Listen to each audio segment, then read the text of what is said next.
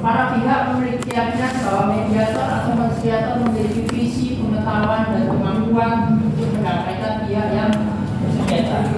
Jadi gini mas, saya sendiri juga pada waktu kalian pakai ya, menggunakan mediator atau konsiliator, kalian harus tahu siapa sih mediator.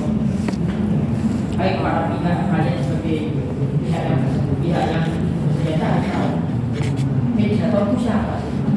Bagaimana mungkin kalian menggunakan mediator kalau kalian tidak yakin terhadap kualifikasi kemampuan dari mediatornya sendiri?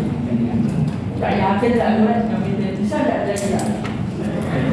Jadi pada saat kalian nanti menggunakan APS, kalian harus percaya 100% bahwa mediator maupun konsiliatornya pasti bisa menyelesaikan perkara, pasti bisa netral.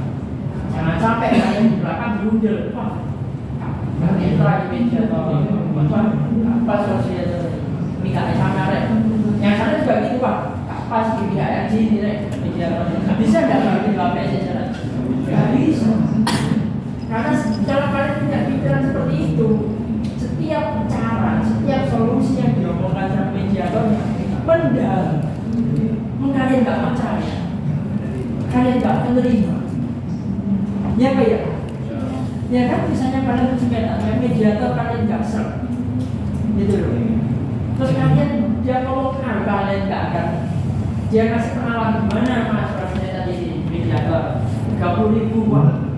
Aku rugi lagi enggak segini nggak bisa bicaranya. Jalan nggak di APS? Nggak jalan. Makanya pada waktu kalian sudah oke sepakat ya kita APS, oke sepakat kita negosiasi karena menunggu. Setelah ini kita harus mediasi, ada mediator jadi penengah antara kita berdua. Dimana itu menjadi kesepakatan masing-masing pihak yang bersengketa, sepakat menunjuk sisi dengan reputasinya yang seperti itu, dengan backgroundnya yang seperti itu, ya kita percaya itu menjadi suatu mediator. Dan pada saat kita sedang menunjuk sisi sebagai mediator, ya kalian sebagai pihak yang bersengketa sudah harus apa? Pasrah.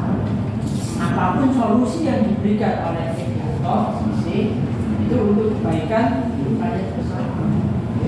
Karena apa? Karena kalian sudah sepakat di awal bahwa ini loh kita akan menyelesaikan perkara secara APS.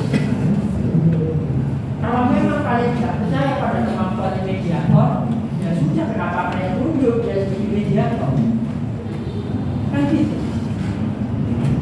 Ya kan? Makanya karakteristiknya ialah para pihak memiliki keyakinan bahwa mediator atau konsiliator memiliki visi, pengetahuan, kemampuan dan keahlian untuk menunjuk atau untuk mendamaikan kalian. Kalau misalnya saya nggak yakin, kalau misalnya saya orang itu nggak punya kemampuan, ya jangan dipilih, ya jangan diangkat sebagai mediator. Ngapain misalnya pilih kalau kalian tidak punya kemampuan, tidak punya kompetensi sebagai seorang mediator, kan gitu loh. Ngapain kalian jadi nggak bagi orang kok? Jangan sampai pada waktu mereka sudah menjadi mediator, kalian bayar karena kalian nggak mau negosiasi, nggak mau mengakui bahwa dia sebagai mediator. Jadi ya, penjelasannya seperti itu. Terus, nah, mediator dan konsiliator dipilih dan disepakati oleh para pihak yang bersengketa. Jelas, ya. Berikutnya, mediator dan konsiliator harus mampu menumbuhkan kepercayaan bahwa pihak yang bersengketa dapat menyelesaikan dengan cara yang kooperatif. Jelas, ya. Mediator harus mampu ini terkait dengan apa? Terkait tidak hanya dengan kompetensi, tapi dengan cara berkomunikasi. Ya, bagaimana mediator harus mampu membangun trust, membangun apa? Kepercayaan bahwa kalian tidak memilih saya sebagai mediator, maka saya akan jaga kepercayaan kalian dan saya akan selesaikan masalah ini dengan cara maksimal, tetapi saya minta kalian percaya dengan apa yang saya lakukan. Ya, bagaimana nanti mediator bisa membangun trust, bisa membangun kepercayaan kepada para pihak yang bersengketa. Melalui apa? Melalui komunikasinya dulu. Makanya suka atau tidak suka, mau atau tidak mau, menjadi mediator, menjadi konsiliator, tidak hanya nanti ada perhatiannya sendiri, tapi juga apa? Jam terbang tidak bisa. Ya, semakin banyak dia menangani kasus-kasus, semakin banyak dia menjadi mediator terhadap sengketa, maka dia akan semakin tidak hanya jam terbangnya dia, tetapi juga apa? Juga skillnya dia akan semakin matematik. Karena apa? Karena dia akan menghadapi para pihak yang bersengketa dengan berbagai macam karakter, berbagai macam sifat. Ya kan? Bagaimana mungkin para A bersengketa, si B bersengketa dengan argumentasinya masing-masing, dengan keyakinannya masing-masing. Tiba-tiba ada sisi yang dia tidak tahu cara cerita sebenarnya. Kalau tidak kan dia harus menelusuri kan, versinya A seperti ini, versinya B seperti ini. Dia harus mencari konklusinya. Caranya gimana? Itu bagaimana si A bisa trust kepada si B juga bisa trust, bisa percaya kepada si C, sehingga nanti C benar-benar bisa menjadi suatu mediator. Semua keputusannya si C benar-benar keputusan untuk mendamaikan antara pihak A dengan pihak B. Tidak ada maksud untuk membuat kalah atau membuat menang. Ya, karena apa? Karena prinsipnya di APS bukan lose and win, ya, tetapi win. Bagaimana cara-caranya bisa diterima pihak A maupun pihak B, ya.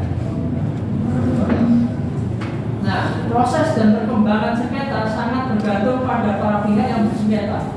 Mediator dan konsiliator hanya sebagai fasilitator dan tidak berwenang memutus sengketa.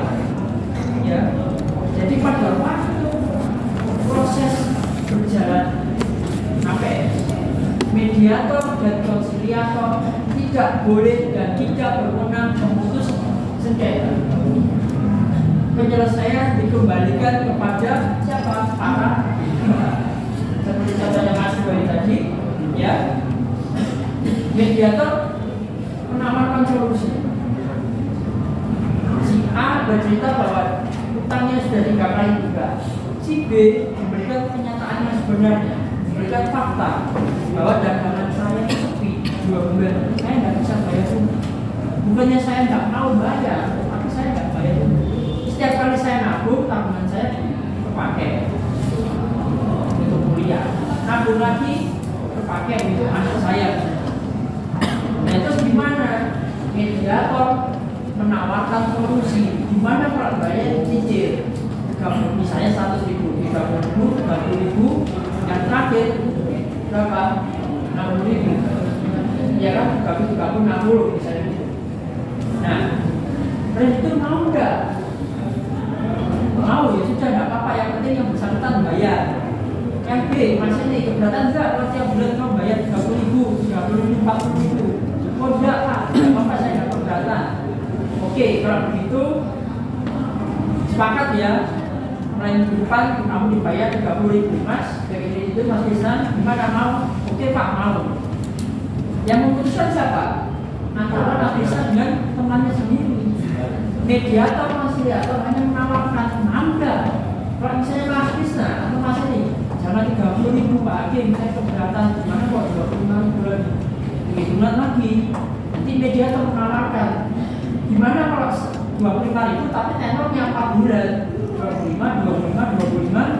25 sesuai kesanggupan dari B.